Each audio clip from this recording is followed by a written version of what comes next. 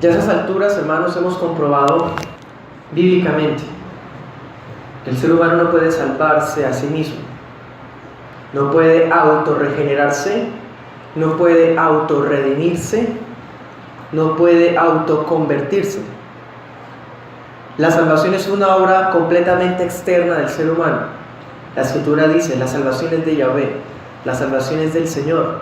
Por lo tanto, es una obra milagrosa que proviene de fuera del hombre. Entonces, hermanos, el ser humano no puede salvarse a sí mismo. Y todo aquel ser humano que no ha recibido a Cristo, que no ha sido alumbrado por la luz del Evangelio, es una persona que fue creada a la imagen y semejanza de Dios, pero que el Espíritu Santo no clama dentro de él, Abba Padre, como dice Gálatas 4. Por lo tanto, esa persona todavía no puede decirse que es hija de Dios, aunque haya sido creado a la imagen del Hijo. Porque la Escritura dice en Juan 1:12, que a todos a los que recibieron a la palabra de vida, a la luz verdadera que venía al mundo, a Jesucristo, ellos son hijos de Dios. Por lo tanto, los demás son criaturas, y solamente por la fe es que somos llamados hijos de Dios. En ese sentido, hermanos, los humanos, el universo de humanos, no son hijos de Dios. Solamente son hijos de Dios aquellos que tienen la fe salvadora en Jesucristo.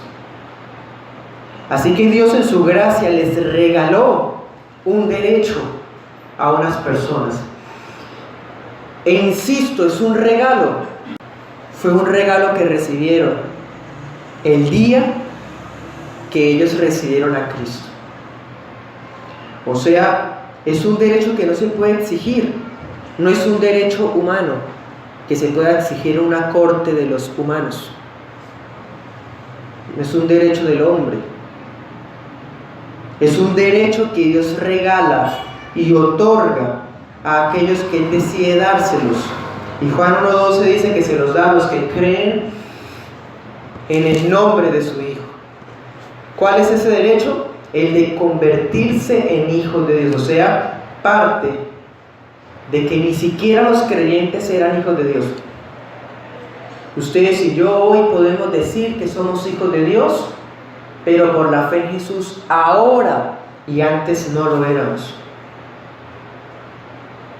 Es más, este pasaje debe leerse en contexto, pues la palabra dice, a ellos se les dio ese regalo inmerecido, pero no por voluntad propia de ellos, no porque ellos lo hayan ganado, ni porque ellos hayan tomado una decisión de ellos mismos.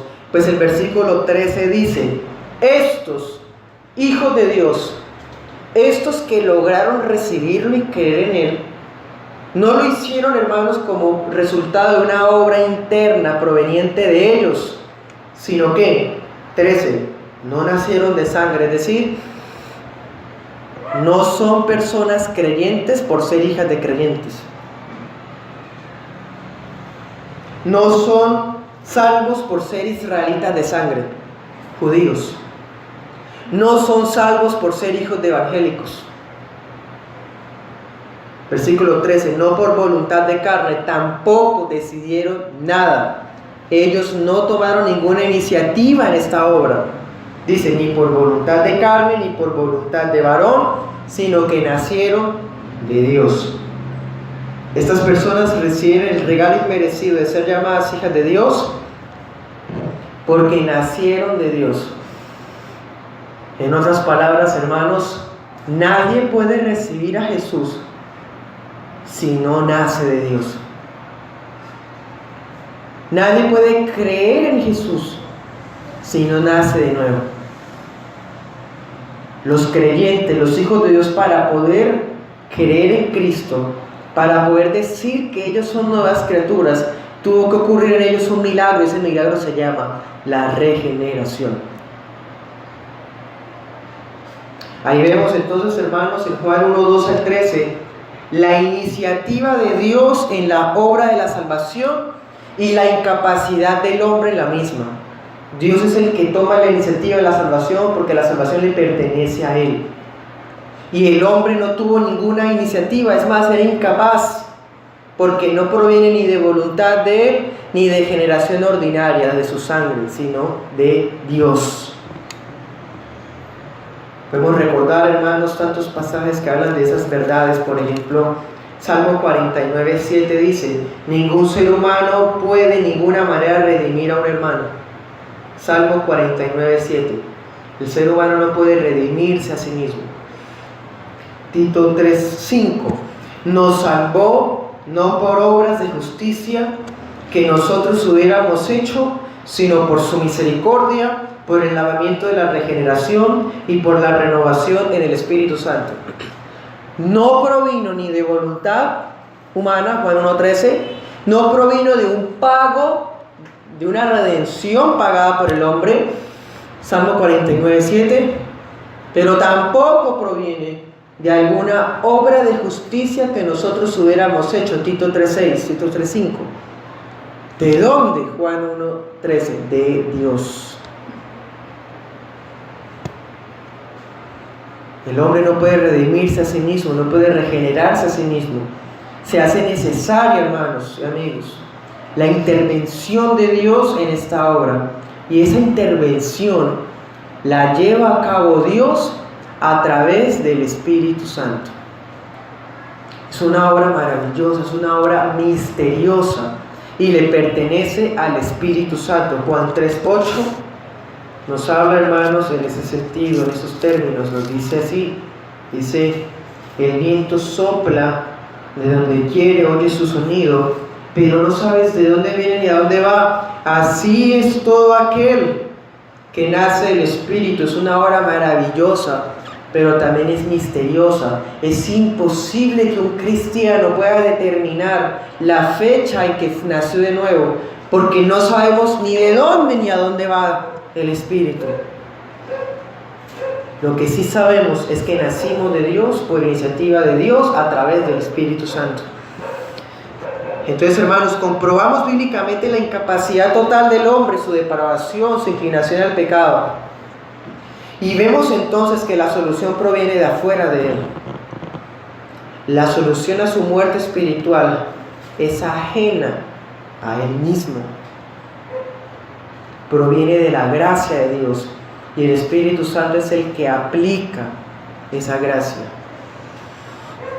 Esas son verdades básicas del cristianismo bíblico histórico, pero no todos lo predican, no todos lo entienden. Es más, hermanos, nosotros hoy día quisiéramos hablar a las personas del Señor y que ellas recibieran la palabra inmediatamente, que uno les hablara de Dios y que esas personas amaran a Dios como nosotros lo amamos a Él.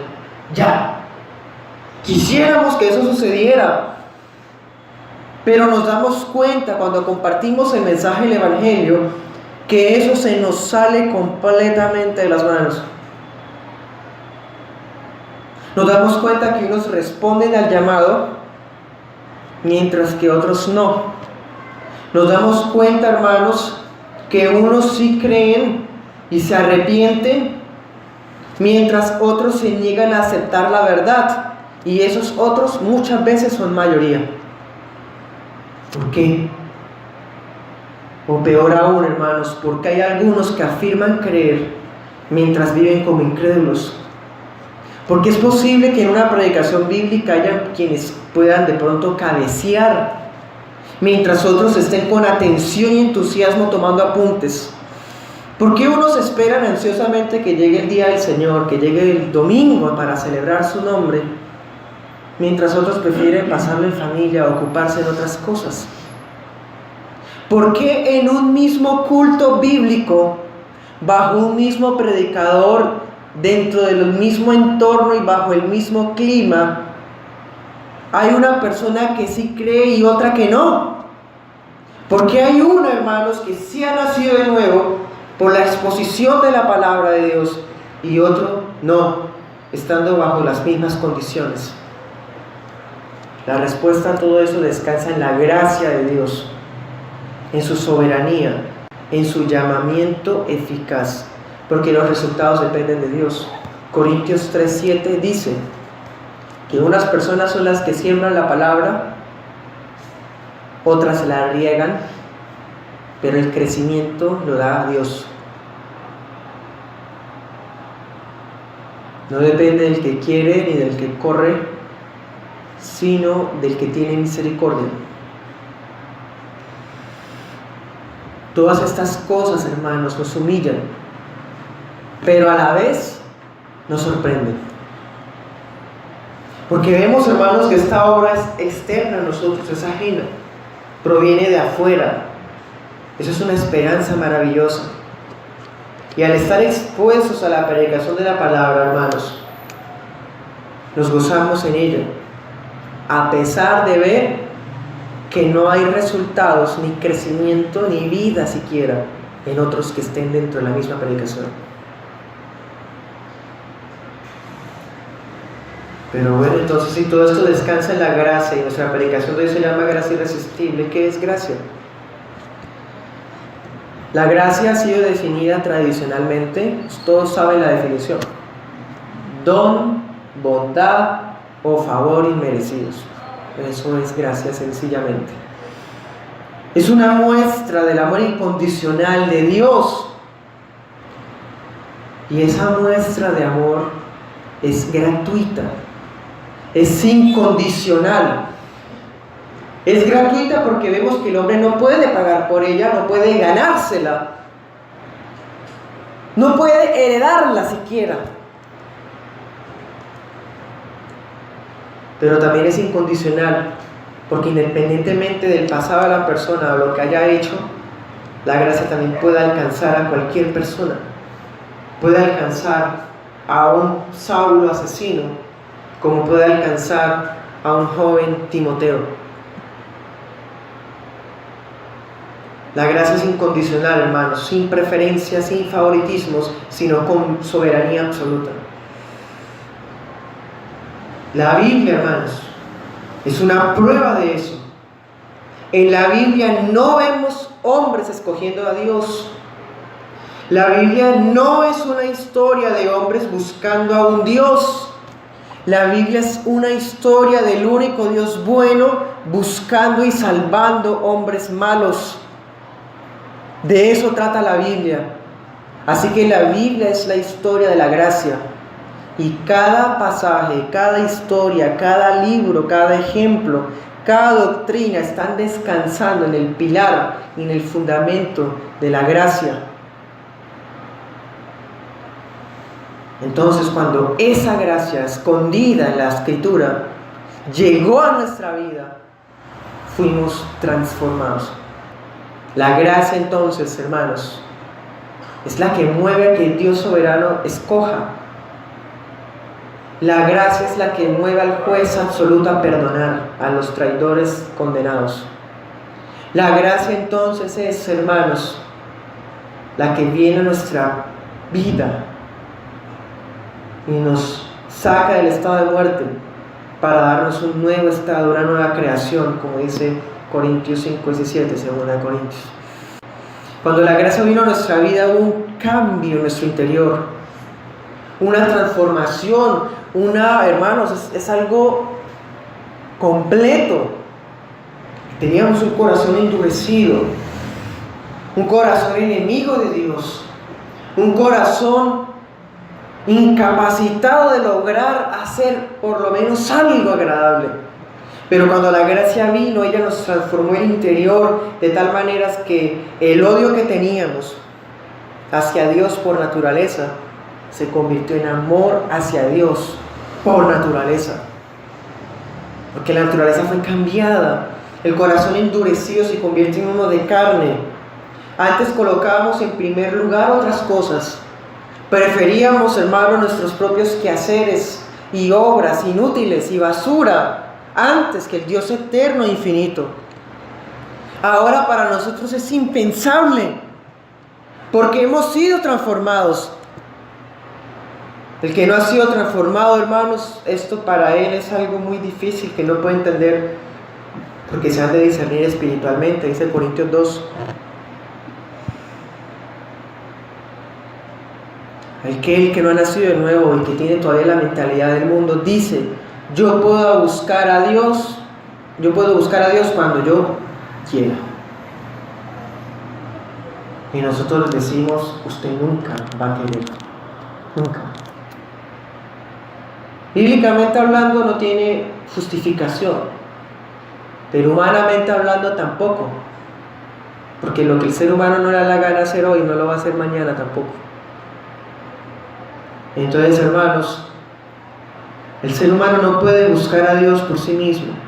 Y si hoy nosotros podemos buscar a Dios, es el resultado de esa gracia transformadora que llegó a nuestras vidas. Salmo 27:8. Mi corazón ha dicho de ti, busque mi rostro, tu rostro buscaré, Yahvé, no escondas tu rostro de mí, no apartes con ira a tu siervo, tú has sido mi ayuda, no me dejes ni me desampares, Dios de mi salvación. Cuando conocemos a Dios, Él es el Dios de nuestra salvación. Cuando conocemos a Dios, nosotros decimos en nuestro interior, busca a Dios, alma mía, busca su rostro. Y es una obligación, hermanos, que sale de nuestro interior todos los días. Quiero buscarlo, quiero conocerlo, quiero encontrarlo. Y eso sale de mí ahora, porque antes no salía eso de mí. Prefería otras cosas. O lo buscaba a mi manera mediocre y malvada, falsa. Pero ahora, como Él es el Dios de mi salvación, puedo buscarlo. Porque siempre, hermanos, si yo puedo buscar es porque me encontró Él a mí primero. Las Escrituras dicen, nosotros amamos a Dios porque Él nos amó primero. Jesús les dijo a los discípulos, yo los escogí a ustedes, no ustedes a mí. Siempre es así, aunque eso haga crujir los dientes de los humanistas, decisionistas y libertarianos. Nunca en la Biblia, hermanos, nadie puede decir que busca a Dios sin haber sido buscado primero. Es así, hermanos, como nosotros lo anhelamos a Él. Hoy sí podemos decir buscamos a Dios. Pero en principio Romanos 3 nos dice, no hay quien busca a Dios ni uno. Es decir, si dejamos al ser humano solo como individuo, es imposible que él logre buscar a Dios. Jamás, nunca lo va a hacer. Dios debe revelarse a sí mismo, un Dios, hermanos, tan trascendental, infinito e inalcanzable. La única manera es que se muestre Él mismo, porque el ser humano solo no puede buscarlo, hermano, ni siquiera a tientas, ni por investigación, ni observación. Entonces, cuando hemos sido alcanzados, ahí sí logramos buscarlo. Entonces, Romanos 3 nos muestra acerca de la naturaleza sin Cristo. Y Salmo 27 son las palabras de la confesión de un santo. Las confesiones de alguien que ya nació de nuevo, de alguien que ya es hijo de Dios, alguien que puede decir, Padre mío, Papá, Señor mi Dios, Jehová el Señor mi Dios, mi luz, mi salvación. ¿Sí? Yo estaré confiado, una cosa demandado, esta buscaré, que yo esté en tu casa todos los días de mi vida para contemplar tu hermosura y buscarte en tu templo. Me esconderás en tu tabernáculo. Todo esto es resultado de la gracia transformadora. Esa gracia cambió nuestra necedad por arrepentimiento, nuestro corazón terco por uno genuinamente arrepentido. La gracia nos regala todo, no solo la vida, el vestido, la comida, la subsistencia, la salud, aún los males, sino más aún la salvación y el bien eterno de la vida eterna.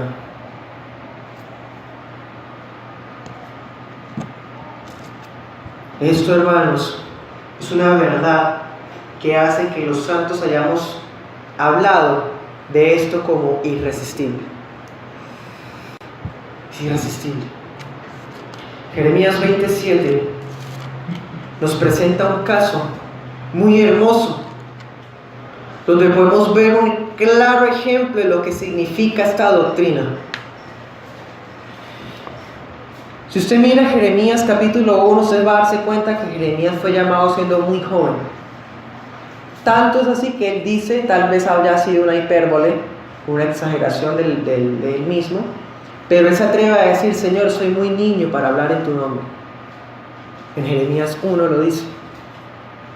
Este hombre, hermanos, Jeremías, le sirve a Dios entonces desde su juventud, desde su niñez. Y pasan los años. Él vivió en los tiempos de Josías, en los tiempos de Joacín, Joaquín, Sedequías. Él vio cómo Dios quitaba y ponía reyes. Él vio cómo Dios cumplía las profecías que él mismo había dicho contra su nación. Años sirviendo a Dios, hablando su mensaje, profetizando el juicio sobre la nación.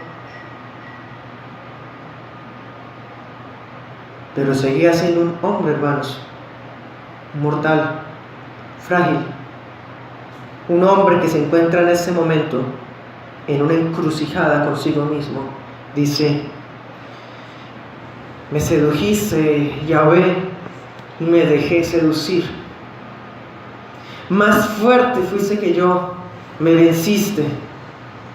Cada día he sido escarnecido, cada cual se burla de mí. Cuántas veces hablo, doy voces, grito, violencia y destrucción, porque la palabra de Yahvé me ha sido para afrenta y escarnio todos los días. Por eso yo dije: no me acordaré más de él, no hablaré más en su nombre. No obstante, había en mi corazón como un fuego ardiente metido en mis huesos. Traté de resistirlo, pero no pude.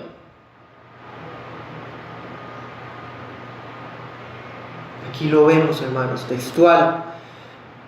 Muy claro, este hombre, humanamente, está cansado. No quiere más, está completamente solo.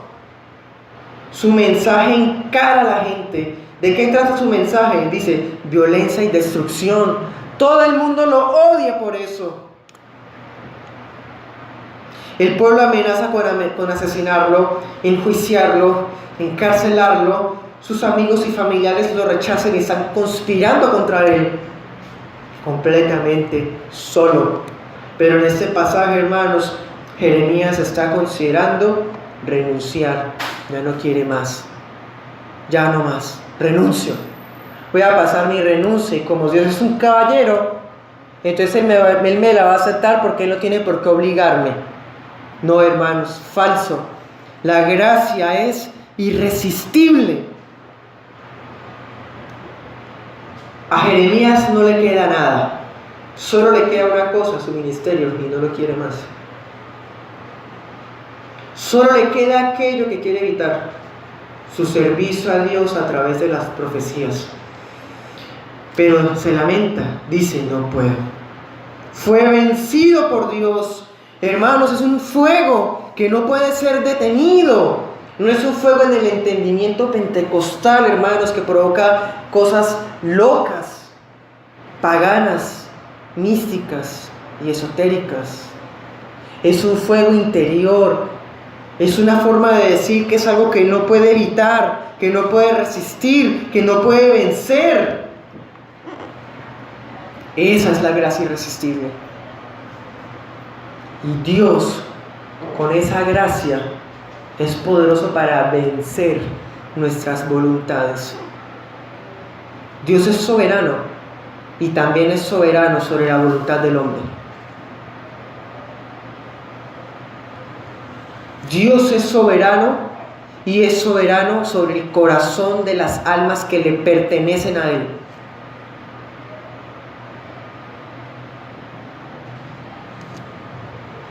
Este pasaje, hermanos, es hermoso. Me sedujiste, me dejé seducir, me venciste, fuiste más fuerte que yo. Jeremías voluntariamente quiere renunciar, pero hay una gracia ajena a él, y él no la puede resistir. Entonces, ¿cuál es la conclusión de Jeremías, hermanos? Este fuego no me deja, es más fuerte que yo. Si Jeremías, hermanos, hubiera podido renunciar, hubiera sido más fuerte que Dios. Él lo propuso de esa manera, hermanos. Jeremías lo está proponiendo de esa manera. El Espíritu Santo está diciendo: fuiste más fuerte que yo. Quiere decir que aquella persona que se atreva a asegurar que es capaz de resistir el llamado de Dios, capaz de negarse a la gracia de Dios, está diciendo que es más fuerte que Dios. Y eso, hermanos, es inaceptable. No lo podemos permitir. No es bíblico.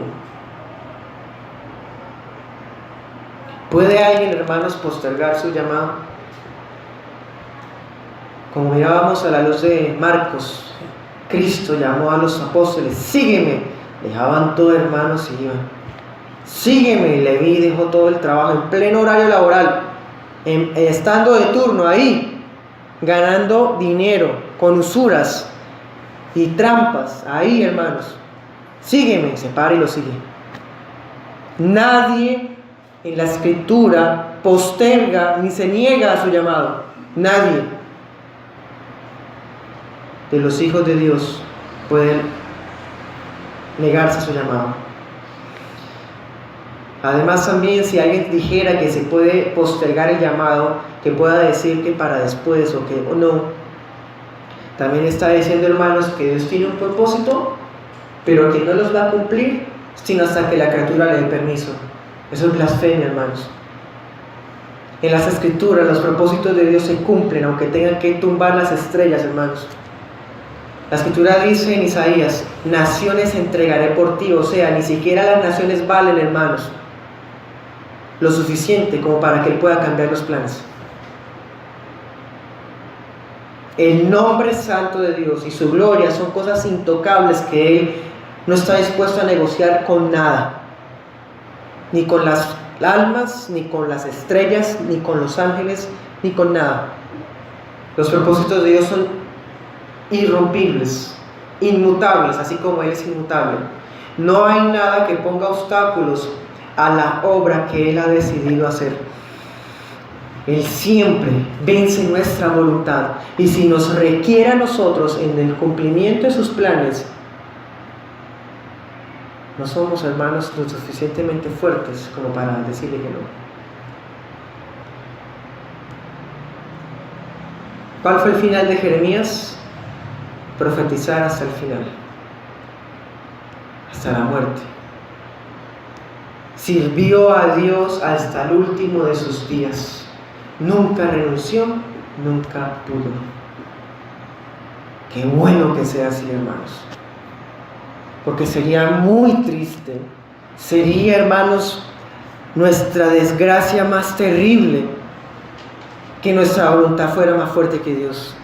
Sería nuestra desesperanza, sería, hermano, nuestra gran depresión, sería nuestra tristeza inminente que en cualquier momento podría llegarnos, porque en cualquier momento podríamos cambiar nuestras emociones pasajeras, volubles, cambiantes.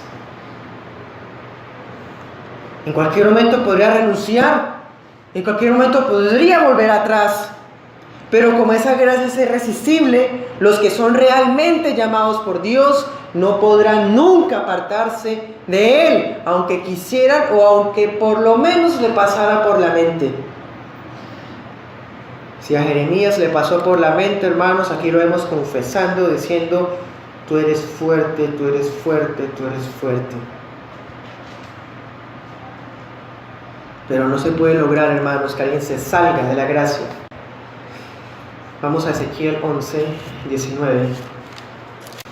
Les daré otro corazón y pondré en ellos un nuevo espíritu. Quitaré el corazón de piedra de en medio de su carne y les daré un corazón de carne para que anden en mis ordenanzas y guarden mis decretos y los cumplan, y sean mi pueblo y yo sea su Dios. El cambio, la transformación, la regeneración la hace Dios. Dios no quiere que la gente le abra su corazón para vivir ahí. Dios quiere cambiar su vida, darle uno nuevo. Él no va a vivir en ese hueco, maloliente, depravado. Tiene que ser transformado. Dios no le pide a la gente muerta que le abra el corazón, porque Él se lo va a cambiar. Y Él no le va a pedir permiso a esa persona, porque si tiene un corazón inconverso, ¿cómo va a querer cambiarlo si ama su estado? Se hace necesario esto, hermanos, que está escrito. Él es el que pone el nuevo corazón. Él es el que pone el nuevo espíritu. Lo crea Dios. ¿Qué es eso? Una nueva criatura, un nuevo espíritu. ¿Cómo se llama eso? Nacer de nuevo. En el Nuevo Testamento, ¿cómo se llama eso? Regeneración. Es el mismo tema en el Antiguo Testamento cuando era una promesa, y en el Nuevo Testamento que es un cumplimiento con la llegada del Espíritu Santo. Entonces vemos, hermanos, que el llamamiento de Dios no coacciona, o sea, no nos convierte en robots ni maniquís, que Dios nos empieza a controlar, hermanos, como una especie de falacia blasfema. Lo que sí hace el llamado de Dios es humillarnos y nos transforma el corazón. Nos da uno nuevo, completamente nuevo. Vence nuestro corazón duro y el Espíritu Santo se encarga de disponer los corazones para que puedan recibir a Jesús como el Señor y Salvador, que jamás podrían recibir por sí mismos. Aquí lo dice. Él cambia el corazón, pone un espíritu nuevo, ¿y para qué? Para que anden en mis caminos, porque de lo contrario no pueden andar en sus caminos. La única manera de que puedan andar en sus caminos es que hayan nacido nuevo, que hayan sido cambiados, y eso ocurre espiritualmente. Vamos a Hebreos 10:14. Aquí vemos, hermanos, la obra trinitaria. Como hemos visto, el Padre en la eternidad escogió, basado en su gracia y amor y sola gloria, escoger a un número determinado de personas para la salvación de sus almas. Vimos entonces que Cristo, en obediencia al Padre, dio su vida en expiación, mediación, purificación, intercesión, santificación, justificación y más otras obras a favor de esos que fueron escogidos. Y ahora vemos con esta doctrina que el Espíritu Santo llamará eficazmente a esas personas por las que Cristo murió. Y aquí vemos, hermanos, en Hebreos 10:14 dice: con una sola ofrenda hizo perfectos para siempre a los que están siendo santificados. La obra que Cristo hizo en la cruz es tan cósmica, es impresionante. Este versículo podría resumirlo, hermanos, y aún así estas líneas casi que explotan de lo que contienen. Ese sacrificio que hizo en la cruz hizo perfectos para siempre, o sea, delante de Dios es como si ya fuéramos perfectos. Ya estamos completamente perdonados por lo que Cristo hizo en la cruz. Pero a la vez dice, están siendo santificados. Es decir, Cristo ya murió por nosotros y con su muerte nos garantizó que en el transcurso de nuestras vidas seguiremos siendo santificados hasta la completa perfección. Esa obra la hace el Espíritu Santo. Versículo 15, el Espíritu Santo nos atestigua lo mismo, porque después de haber dicho, ese es el pacto que haré con ellos después de aquellos días, dice el Señor, pondré mis leyes en sus corazones y en sus mentes las escribiré, añade, y nunca más me acordaré de sus pecados y transgresiones. Padre, Hijo y Espíritu Santo. El Espíritu Santo nos atestigua en la palabra estas verdades.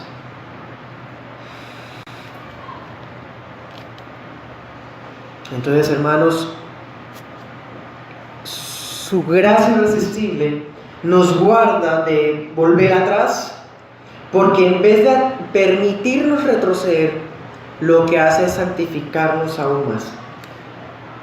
¿En qué capítulo fue que Jeremías quería renunciar? en Jeremías 20, ¿cierto? ¿Cuántos capítulos tiene Jeremías? Tiene 52. O sea, él quería renunciar ni siquiera a la mitad del ministerio, hermanos. Ni siquiera iba a la mitad del libro y ya quería renunciar. Pero aún así, hermanos, dice la Escritura, los hizo completamente perfectos a los que están siendo santificados. Aunque quería renunciar, la gracia no lo permitió, sino que lo continuó santificando para terminar lo que empezó hasta el final y terminar Jeremías siendo siervo de Dios hasta el final de sus días. En vez de eso pueden venir a una iglesia mucho tiempo, muchos años, muchos cultos y sus vidas ser igual de muertas, depravadas y miserables, inconversos y muertos en sus pecados.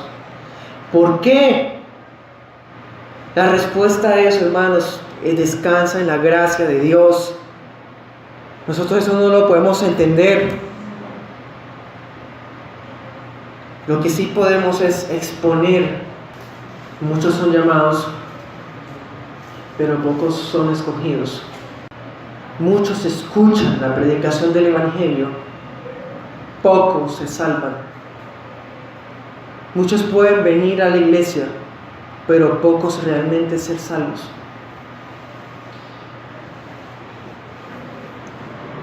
Ahora vamos a Romanos 8:30. A los que predestinó, a estos también llamó, y a los que llamó, a estos también justificó, y a los que justificó, a esos también glorificó. En ese versículo, en el 30, se nos está hablando de un tipo de llamado diferente al de Mateo 22. Miremos las diferencias que saltan a la primera vista. 22:14 nos decía, son llamados pero no son escogidos. Es decir, a un grupo de personas les llega el mensaje que los puede salvar, pero en ellos no es eficaz. De tal manera que aunque muchos te escuchan, de esos muchos solamente unos pocos son salvos. Pero allá en Romanos 8:30 nos está diciendo que a los que fueron predestinados van a ser llamados y que esos llamados van a ser glorificados. O sea, hermanos, ahí nos está hablando del orden de la salvación, de la gracia irresistible de Dios, del llamamiento eficaz, porque ese llamado va a terminar en la glorificación, o sea, es salvo esa persona. Entonces nos está hablando de los tipos de llamados. Son diferentes, el que habla Mateo 22, que nos enseñó el Señor Jesús, y el que nos habla Romanos 8 por medio del apóstol Pablo. Los de Mateo 22:14, hermanos, reciben una invitación simple, un llamado externo, se llama eso, llamado externo, ¿sí? O sea, a estas personas se les invita, se les ofrece el perdón de los pecados por medio de la predicación del Evangelio. Se les muestra acerca de Cristo, de quién es Cristo, se les insta a que se arrepientan y tengan fe. Pero, como es un llamado simplemente externo, es ineficaz. ¿Cómo va a terminar ese llamado? Miremos ejemplos. Proverbios 1:24. Yo los llamé, pero no quisieron escuchar. Les tendí mi mano, pero no hubo quien atendiera. Desecharon mis consejos todos y rechazaron mi reprensión. Por eso yo también me retiraré en su calamidad y me burlaré cuando les venga lo que ustedes temen. Ahí vemos, hermanos, cómo hubo unos que sí se negaron, unos jóvenes simplones y burladores que están en el contexto, a los que la sabiduría, Cristo los estaba llamando y dijeron que no. Ellos fueron muchos llamados, pero no escogidos. Miremos otro ejemplo, Lucas 18:23. Dice: al oír esto, el joven rico se puso muy triste porque era muy rico. Se fue. Cristo le dijo: ven, sígueme. Y no pasó como con los apóstoles. Se va, se largó a deleitarse en sus riquezas, y que ahorita están podridas y él está hecho polvo en el Hades. Rechazó el llamado, hermanos, porque fue en muchos llamados, pero ese no fue escogido. Otro ejemplo, Hechos 13:46. Pablo y Bernabé, hablando con valentía, dijeron a los judíos: a ustedes, a la verdad, era necesario que se les hablara primero la palabra de Dios, pero ustedes la desecharon y no se juzgaron dignos de la vida eterna, así que nos vamos para donde los gentiles. A esos judíos no les dio la gana creer en Jesús, rechazaron. ¿Qué dice Pablo? Pues nos vamos donde los gentiles, allá sí nos van a escuchar. Fueron llamados, pero no escogidos. Bueno, entonces, hermanos, vemos que el llamamiento externo, la invitación a la conversión, es ineficaz solamente en aquellas personas que no fueron predestinadas. Porque en Romanos 8:30 la historia cambia. En Romanos 8:30 dice que a los que predestinó y llamó, justificó, esos van a ser glorificados. Más ejemplos. Lucas 9:59. Jesús le dijo a un hombre: sígueme. Él le respondió: Señor, déjame que primero vaya y entierre a mi padre.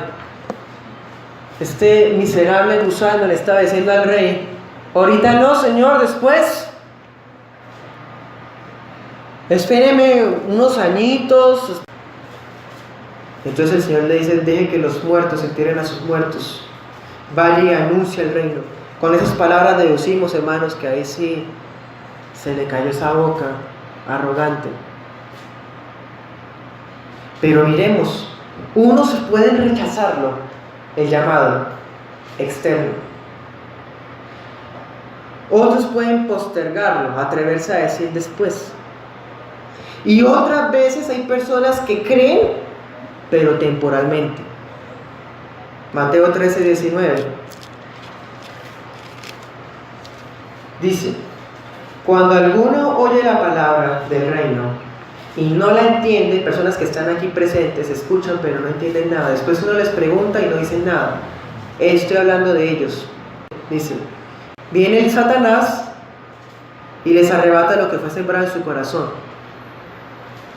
Ese es el que fue sembrado junto al camino.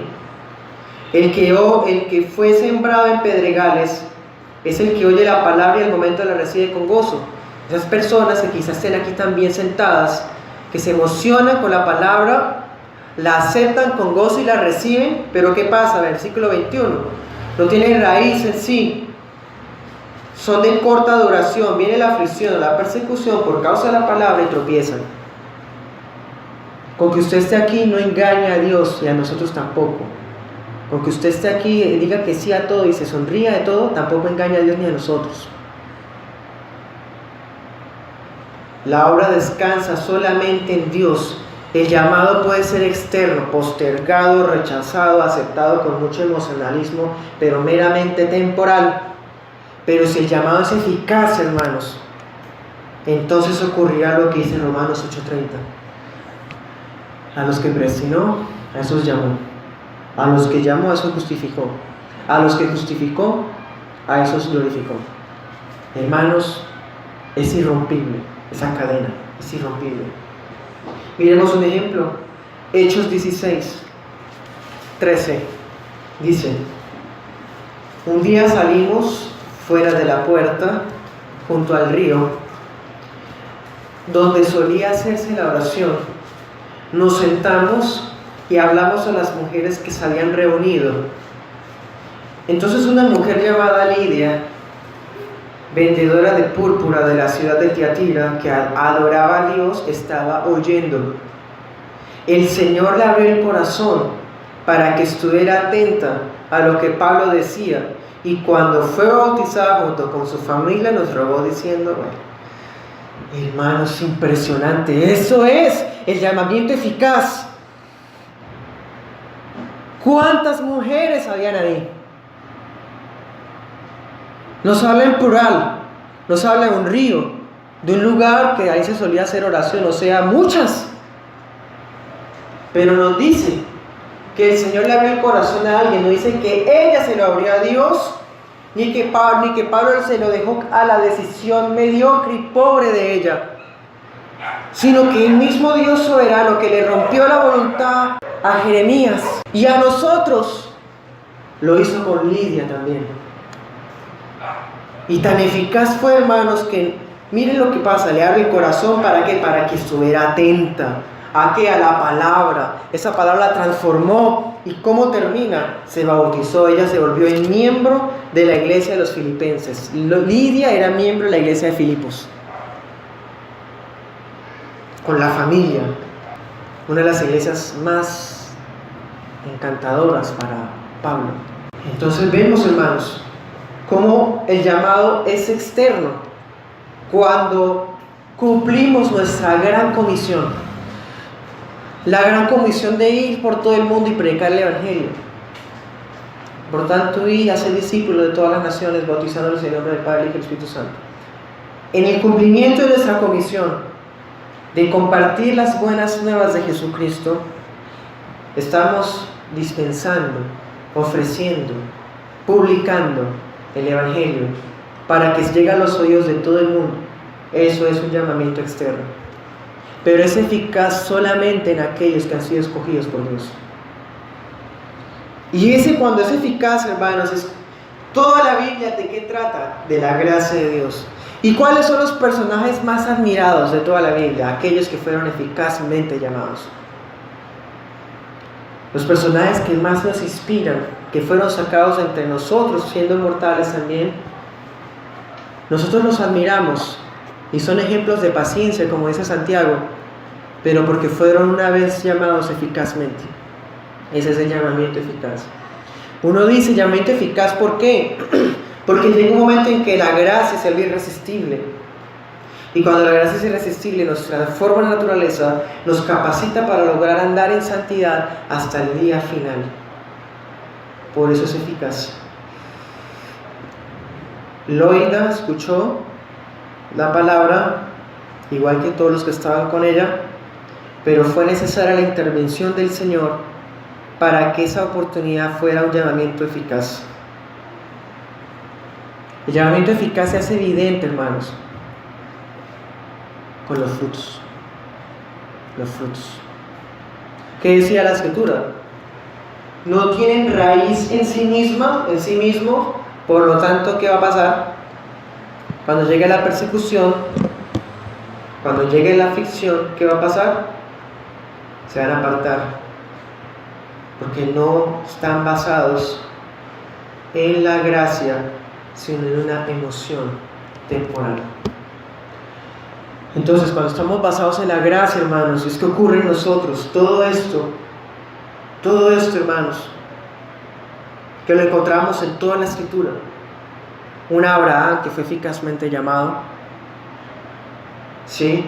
Un Pablo que eficazmente fue llamado, los apóstoles que eficazmente fueron llamados. Hermanos, la lista, dice en Hebreos, me faltaría el tiempo para hablar de Gedeón, de Jefté, de Sansón, porque todos, hermanos,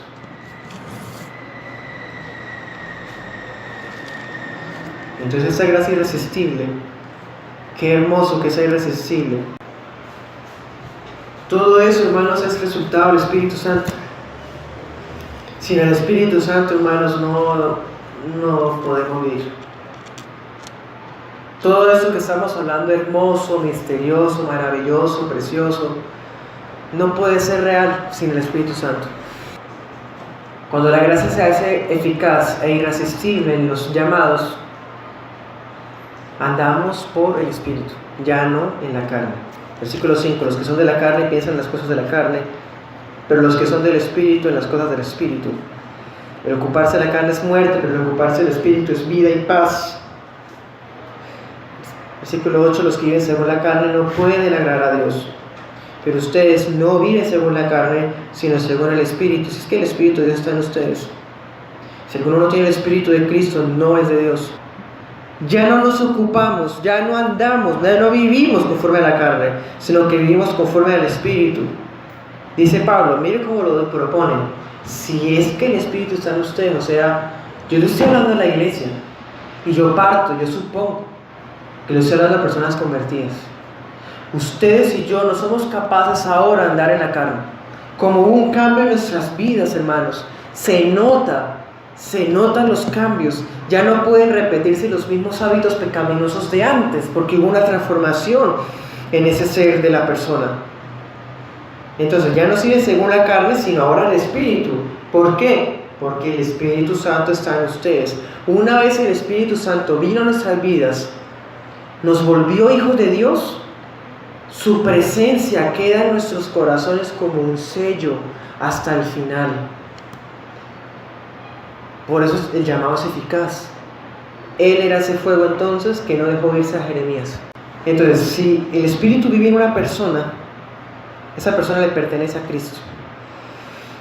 Y si le pertenece a Cristo, miremos el versículo 14. Son guiados por el Espíritu Santo los hijos de Dios. ¿Quiénes son los hijos de Dios? Juan 1:12. Todos los que recibieron y creen en Jesús.